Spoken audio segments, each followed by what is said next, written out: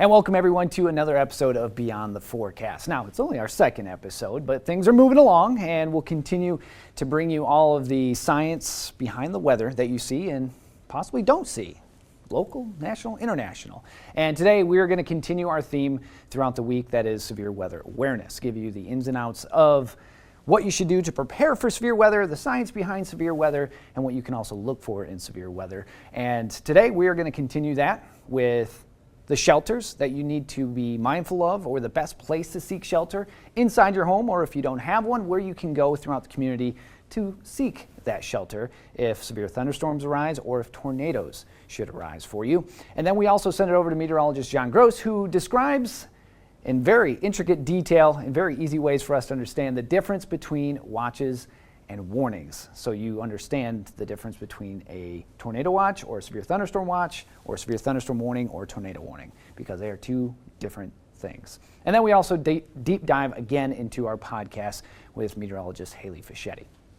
But first up, if you want the newsletter for Beyond the Forecast every day, get a little bit of a forecast as well as some of the things that you might have seen or might have missed, all you have to do is hit that QR code and that will take you to sign up for the newsletter, which is absolutely free. All right, so let's talk about first what the answer to our trivia question was yesterday.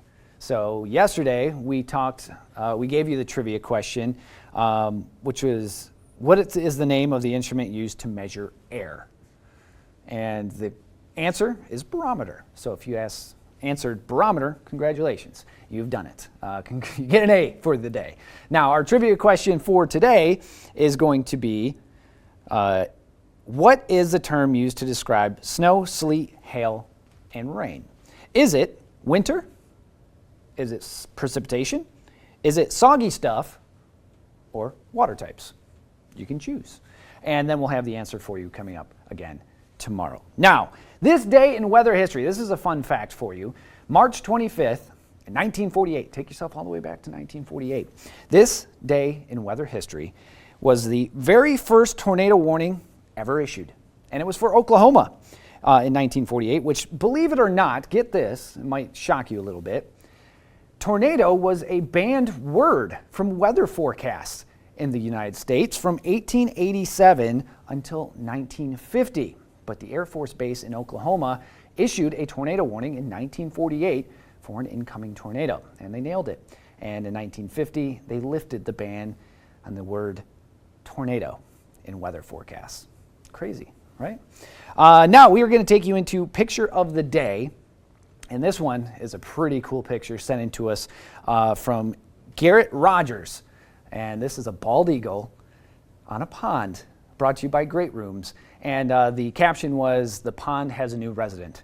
And that is certainly true. I don't know if that bald eagle saw a fish and wanted to get to it real badly, or if that's just a really cool spot that he decided, hey, I'm going to chill here. But Garrett, regardless, thank you for sending in that picture, and thank you to Great Rooms for sponsoring that. All right, now coming up next, I'm going to take you into the types of shelters you need to have in mind and seek during severe weather, whether it's a tornado or severe weather or severe thunderstorms. And then we're going to send it over to meteorologist John Gross, who's going to detail the difference between watches and warnings. And then me and meteorologist Haley Fischetti, we're going to deep dive into another section of our podcast that you can check out. So stay with us. We're going to have way more here on Beyond the Forecast. And welcome back, everyone, to Beyond the Forecast. Now, throughout the week, we've been telling you a lot of severe weather criteria, the awareness that you need to pay attention to, whether it comes to severe thunderstorm watches or severe thunderstorm warnings. Same for tornado watches and tornado warnings. And also, we've been talking to many about the things you need in case of severe weather, whether it's thunderstorms or tornadoes, especially taking shelter. Now, we've heard from meteorologist Haley Fischetti about the things that you need to have in your safe place in case of things like this. And we're going to roll you through kind of some plans to think about in case you don't have one in place. And this will help keep you safe in those moments of severe thunderstorms or possibly even a tornado. So, what do you do when a tornado warning is issued? And this is our good friend Doug here. I've named him Doug. Doug is just sitting at home and gets his tornado warning. It's issued for his location. He needs to start reacting and doing what his plan is and if he doesn't have one, he needs to start thinking about, hey, what do I do now? And so, when you start thinking about things to do, the safe place option, where should I go? Well, one is a bunker of some sort. Now, in northern Michigan, we are blessed that we do have a lot of basements across northern Michigan. Now, if you're closer to a lake, you might not always have that option, or a river, or somewhere where it's lower and the water table is lower. So you might not have that option. But good news is a lot of local cities have storm shelters in place. Now, there are websites out there that you can go to see where there are storm shelters in your area. So that is always an option too. If you know severe weather is going to be a possibility that day, or you see storms forming and they're severe down towards Lake Michigan, you're inland a little bit, you're like, hey, I should probably head to said shelter, which is a block or two away from you. That is always a good plan to have as well.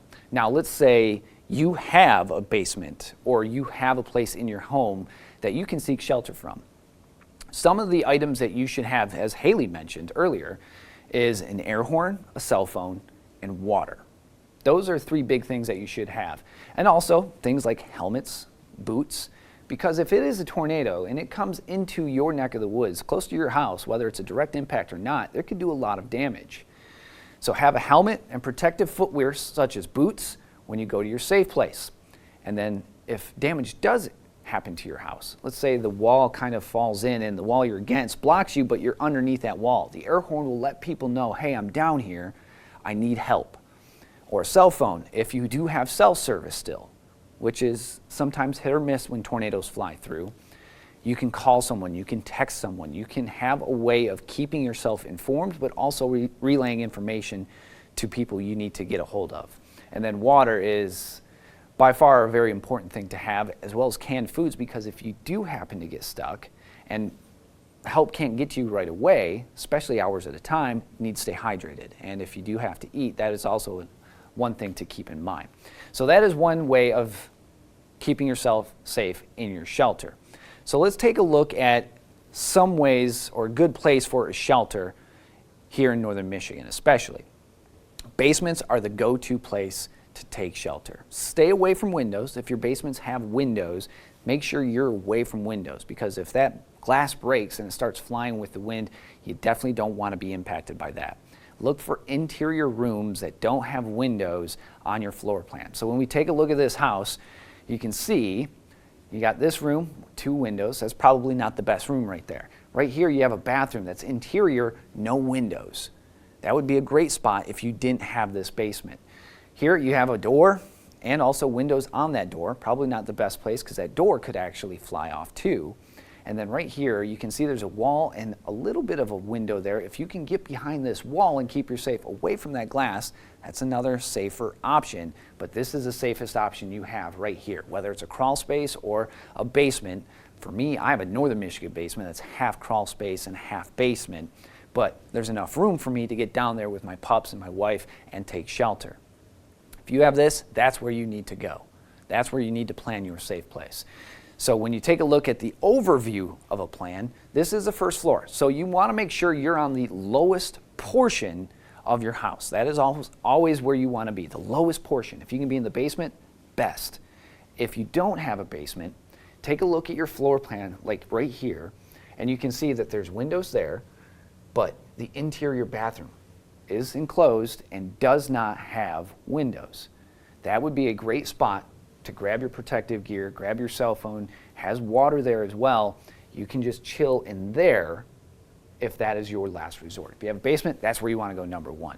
But number 2, if you have a first floor and there's nowhere else for you to go, you want to be in an interior room, no windows. So there you go. Interior room, lowest level, is always the safest option of any home. And especially in a smaller room like this, it is going to have harder time dropping things on you. When you have an open space like this for these bedrooms, walls could collapse, you have more chances for a roof to fall in, and kitchen, definitely don't want to be there. But interior rooms, no glass, if you don't have a basement. That is the best spot to be. So Doug is taking a look at his safe options, right? Says if I have a basement, that's where I need to be. If I don't have a basement, I need to be in an interior room, no windows, a place away from where the storm can get to me. So if your home is equipped with a basement, that is your best safe place. If your home doesn't have a basement, if your home doesn't have the best interior room without windows, again, seek out your city and see if they have a storm shelter. That is an option that you can go to if we do happen to have the possibility for those severe storms or possibly even tornadoes for that given day. So there's your options for seeking shelter and what you should do in the time of seeking shelter. Make sure you have that protective gear. Make sure you have ways of keeping in touch with loved ones or asking for help if you need it, and make sure you have an item, whether it's an air horn or something to make noise, so people know, hey, this house is taking a little damage. Is there anybody in here? If they can't get to you, have that air horn so they can hear you if they're knocking on the door. So there you go, a little bit of taking shelter with Severe Weather Awareness Week. We'll have more coming up on Beyond the Forecast. And coming up next on Beyond the Forecast, meteorologist John Gross breaks down what's the difference between a watch and a warning in pretty simple terms for all of us. We'll have that coming up after the break.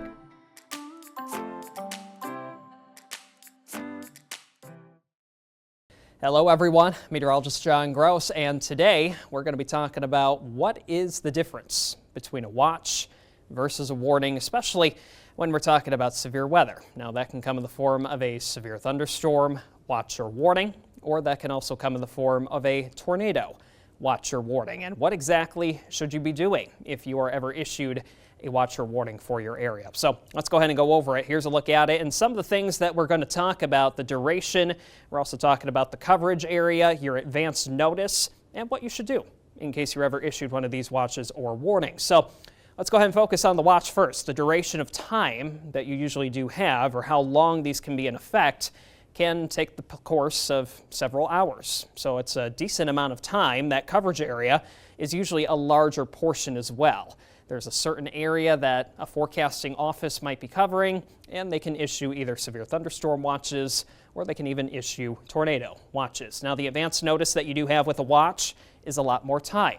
Usually you can measure that in hours, and when you're talking about that watch, that's the time to know exactly what your plan is in case that watch is turned into a warning. Now, duration of time, when you're talking about the warning, a lot less of it, usually an hour or less, but especially when it does come down to severe thunderstorm warnings and or tornado warnings, it could be a matter of minutes. So it's a good idea to always know exactly what your plan of action is if you're ever issued one of those warnings.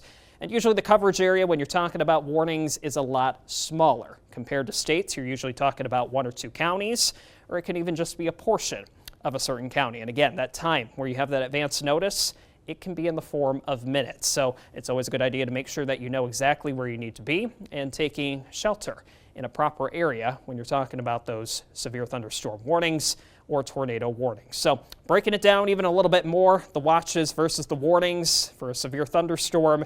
With the watch, if you have severe weather being reported or indicated, usually not the case just yet with the watch. However, if that's the case with the warning, that's usually why you do have the warning in play. Should you take immediate shelter with a watch?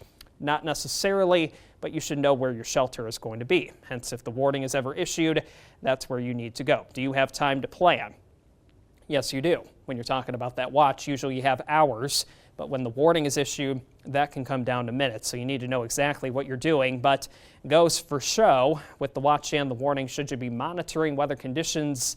Absolutely. And that same thing does apply when you're talking about the tornado. Has a tornado been reported for a tornado watch? Usually not yet. The conditions are favorable, but when you have the warning, that's usually indicated either from the radar or there could be spotter confirmation on the ground when we're talking about that tornado warning. Should you take shelter immediately during a tornado watch? Again, not necessarily, but you need to know where you are going to be taking shelter in case that does turn into a warning. So hence, yes, you do need to know exactly where you're going to go if you have that warning. Do you have time to plan for a tornado watch? Very similar to the severe thunderstorm watch. Yes, you do. When it's the warning, you might have a matter of minutes. So you need to know exactly where you're going. And again, if there is severe weather ever in the forecast, always a good idea to make sure that you know exactly what is going on.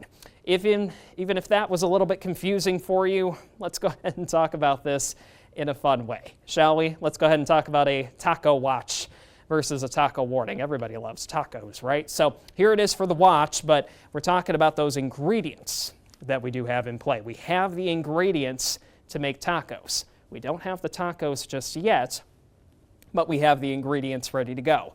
That's the watch, taco watch. When you're talking about the taco warning, we have tacos. So that means we have a severe thunderstorm. We have a tornado. We have tacos. Taco watch versus taco warning. Pretty good analogy right there. And another good way to stay informed is making sure that you have multiple tools to get weather alerts for your area. A great one, especially across for northern Michigan here for 9 and 10, is the Doppler 9 and 10 weather app. And that can have alerts sent right to your smartphone, depending on exactly where you are located, and other ways to get severe weather alerts for your area. A NOAA Weather Radio is a fantastic tool to have in case you do lose power. Wireless emergency alerts, those can be scrolling at the bottom of your screen. Those can cut into TV programming. You're also talking about alerts that you can get online. Weather.gov from the National Weather Service, and we also have those posted on 9and10news.com. Like we just mentioned, you can have the 9 and 10 weather app, social media. Outdoor sirens should be a last resort, but it is something else that certain counties and certain areas do participate in at time to time. And just word of mouth, friends and family, keeping yourself and your loved ones informed in case you are ever issued severe weather. So that is the difference between a watch and a warning. And hopefully now, the next time you are ever issued severe weather for your area, you'll know the difference between that watch and that warning and exactly what you should be doing. From 9 and 10 News, I'm meteorologist John Gross for Beyond the Forecast. Thanks, John. Those tacos look mighty delicious. Coming up next on Beyond the Forecast, me and meteorologist Haley Fischetti take you into another segment of our podcast. So stay with us. Don't go anywhere.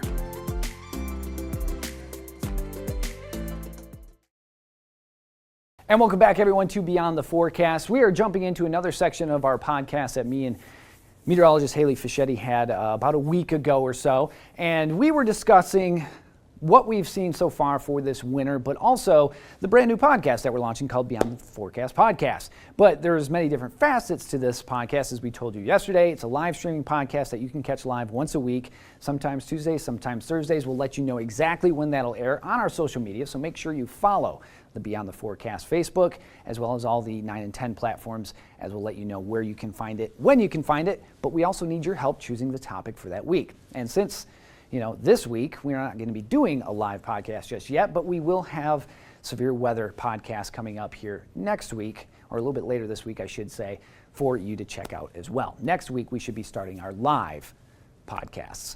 But in this one, we're discussing what happened to winter, and with us wondering what happened to winter, why so much snow, even though it should be balanced out? It really isn't. But me and Haley discuss. Check it out. So let's talk about winter and what we've seen and what we basically went into winter with. So last winter, we had no winter. Nothing. We had a week of lake effect snow and cold. That was it. Very odd. No ice on the lakes. And that all added to getting into neutral, end zone neutral for summer. Mm-hmm. We were supposed to switch over quicker to La Nina, but we didn't. We held on a little bit. Yeah. It said, I'm not ready. Yeah. So it switched over to La Nina by late November. Right. Which is the reason why we saw so much lake effect. But it's all part of a setup. Mm-hmm. So the setup started, we didn't have lake ice. We didn't have a winter. No. So you go into spring, you go into summer. The lakes were never cooled down. No. So they were allowed to just heat up all last And we spring, got warm this summer. Yeah. We broke some records here or there. It wasn't a crazy, no, it was wasn't some a crazy 90s. It was a summer. comfortable summer, but we definitely had our fair share of hot. But then all of a sudden we jumped into La Nina. It's like jumping into cold water. Yeah. You're never ready for it, you just do it. And that's what we we did. were here. Thanksgiving. Thanksgiving was warmer. Yes. And then the day after Thanksgiving, lake effect. December, we went straight into Sault cold. Ste. Marie, Sugar Island, areas were seeing 1 foot, 2 feet of, 3 feet of snow. It was crazy. That lake effect band changed the landscape for our winter. Yes, we saw a lot of snow to begin. December was a little bit of a lull, and then end of December through January to the beginning of February. Did not stop. Lake effects nonstop. Everybody's above average when it comes to our snowfall. We had a ton of snow on the ground. We were at one point, I think, 20, 25 inches here in Cadillac yes, alone. we were. Yeah. So that was what happened with our La Nina pattern. Now, the reason the La Nina pattern seemed worse than it was because we had record lake temperatures in December. We were still in the 50s and 60s. Mm-hmm. That is why Lake Michigan is still very reluctant to freeze. Lake Superior hasn't froze over. We're just keeping the water with us. And I believe we touched 45% lake coverage last week. Yes. Which is average, which we finally got to average after, 2 months of colder temperatures and snow. So that shuts down lake effect a little bit. So when you take ice and put it on our big lakes, you take away that moisture that's coming from the lake. Yeah. So there's no lake effect. And it also keeps evaporation from happening too. Which is really the fuel of lake effect. Right. We talked about La Nina needing that northwest clipper system winds, but that also helps, especially here in northern Michigan, lake effect. Northwest winds over Lake Michigan, that's what fuels most of that snowfall, and that's why areas like Gaylord, over towards Sutton's Bay, looking over towards Petoskey and Charlevoix, you guys were getting hit because those northwest winds just never stopped. It was a very kind of windy winter, too, on top of that. So we were just looking at that snow, and with the warm air over Lake Michigan, it was nothing stopping it. So there you go. And you can find that podcast if you Google Beyond the Forecast or head to the 910 News website and check out Beyond the Forecast landing page. You can check out everything that is Beyond the Forecast there. So thank you again for joining us here on Beyond the Forecast. We do truly appreciate it. Be good, stay safe, take care. And for myself, meteorologist John Gross, and meteorologist Haley Fischetti, have a wonderful day, everybody. See you tomorrow.